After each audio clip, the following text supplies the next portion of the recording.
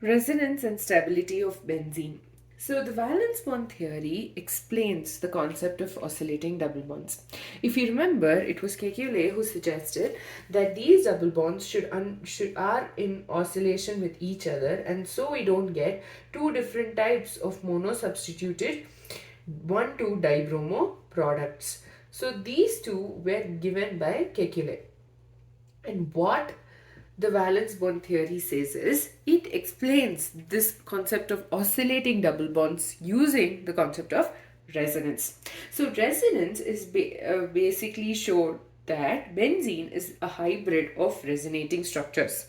Okay, which means, and two of them were given by Kekule, that is these two, and this hybrid structure showing the various resonating structures of benzene is given by a circle inside the benzene ring.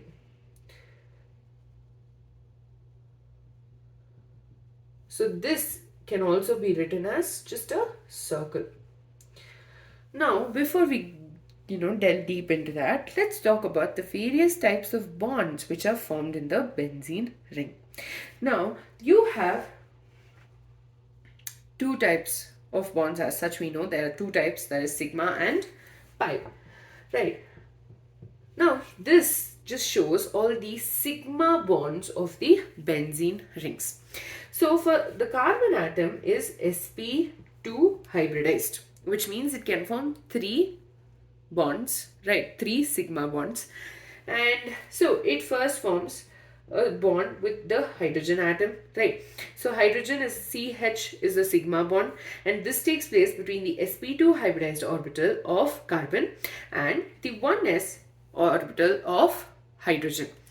The next one is going to be the carbon-carbon bond, right? And it's going to form between the sp2 hybridized orbital of one carbon and the sp2 hybridized of the other. So here in this case there's going to be an overlap of the sp2 hybrid orbital, and this leads to the formation of a sigma bond. That's easy, right? What the next one are going to be are pi bonds. Now these pi bonds are formed because first of all the p orbitals are right above the plane of the ring. So suppose this is the carbon skeleton, which we have. The p orbitals are present above and below the plane, and they can undergo lateral overlap to lead to the formation of pi bonds. So there are two possibilities for this as well. It's going to be between the first and second, then between third, fourth, and sixth, and the fifth and sixth. So this leads to the formation of 3 pi bonds. Another possibility also exists, right? And that is going to be between the second and the third carbon. Then it's going to be between fourth and the fifth carbon. And it's going to be between the first and the sixth carbon. Let's just draw the structure below. So it's between the second and third, right? And the other one is going to be here. So these two structures were actually given by Kekule already. So they showed that, okay, fine, makes sense. There is a bond formed, right, between the pi bonds formed between the carbon atoms. Now, the X-ray diffraction helped determine how close these nuclei were. So X-ray diffraction was able to tell, okay, the distance between this carbon and this carbon is so much, and the distance between those two is so and so. So what it showed was the fact that all the carbon atoms are close enough for overlap to take place. So these carbon atoms, they can undergo a lateral overlap of the p orbital can take place with both. There is an equal possibility of this carbon, okay, forming a double bond with this one, as well as this carbon forming a double bond with this one. So there was an equal possibility of the formation of a double bond in both cases because they're based on the nuclear distance.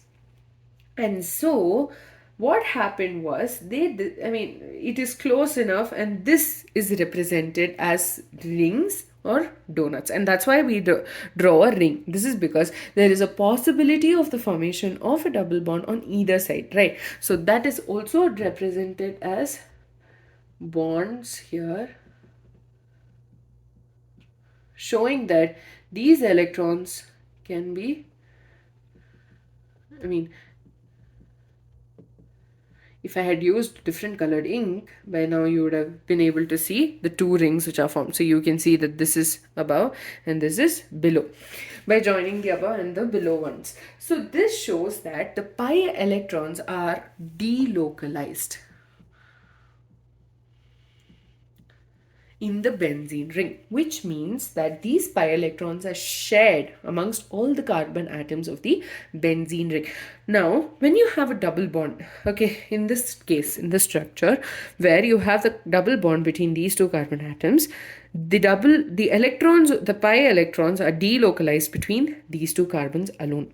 But in this case, where there's delocalization of electrons in the benzene ring, this meant that there was a larger amount of attraction of the pi electrons pi electrons towards the carbon atom. It was able to attract it more, and this in turn showed as to why the benzene structure was so stable compared to the hypothetical cyclohexatriene.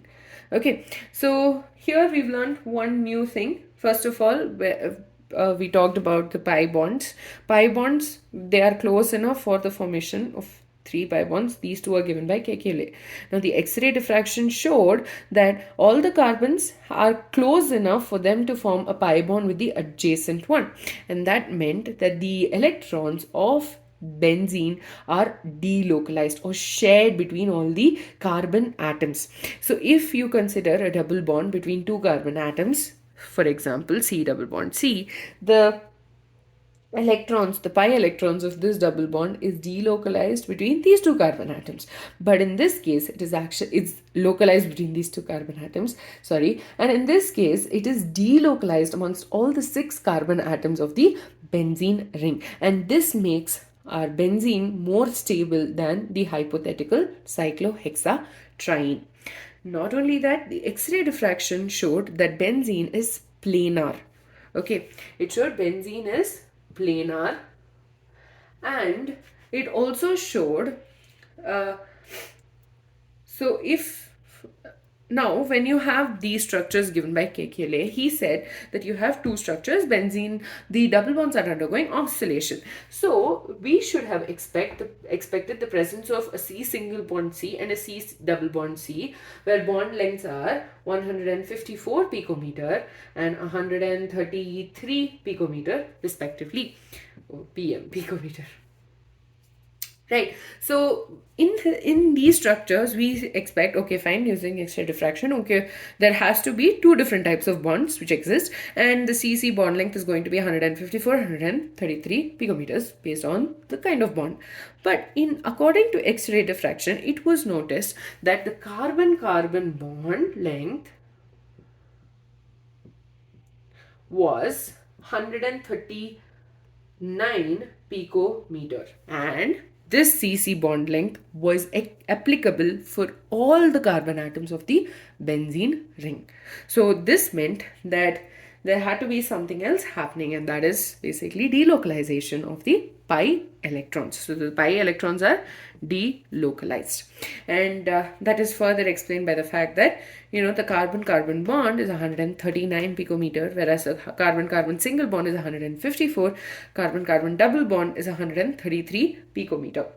And so this in turn, this presence of the absence of a pure double bond showed why benzene preferred a substitution reaction over an addition reaction. So with that, we're done with the resonance and stability of benzene. First of all, Kekule gave us two structures, that is these two, and he said the double bonds are undergoing oscillation.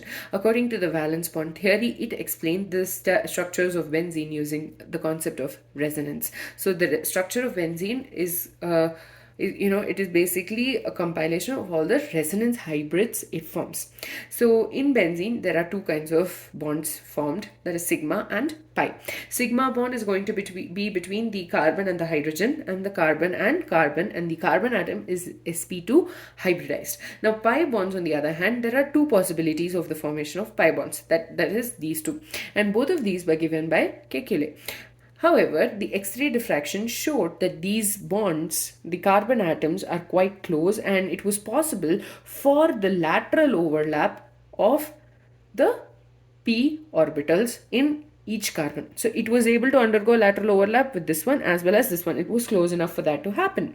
And so they realized that the pi electrons are delocalized in the benzene ring, which means all these 6 carbon atoms are sharing the pi electrons. If it was between just 2 carbon atoms, it's localized between these two. And in this case, it's delocalized, and so they're more attracted to the benzene ring compared to this case where it is just between 2 carbon atoms. And so this in turn explained the stability of the benzene ring, a high amount of stability of the benzene ring. Not only that, the X-ray diffraction also told us about the fact that benzene is actually planar in nature, and the carbon-carbon bond length is 139 picometer, and this was applicable to all of the carbon atoms. So this bond length is 139, rather this bond length is 139, this all of them are 139. But in reality, if the Kekule structures were correct, then we would have expected the formation of two kinds of bonds, C single bond C and C double bond C. So we should have gotten 154 picometer for 3 bonds and 133 picometer for the other 3. But that was not observed. It was observed that all of them consisted of 139 picometer bond length, and this in turn explain why benzene underwent substitution reactions over addition reactions. With that, we're done with the resonance and stability of the benzene ring. In the next video, we are going to be talking about aromaticity of benzene, or rather aromaticity of hydrocarbons.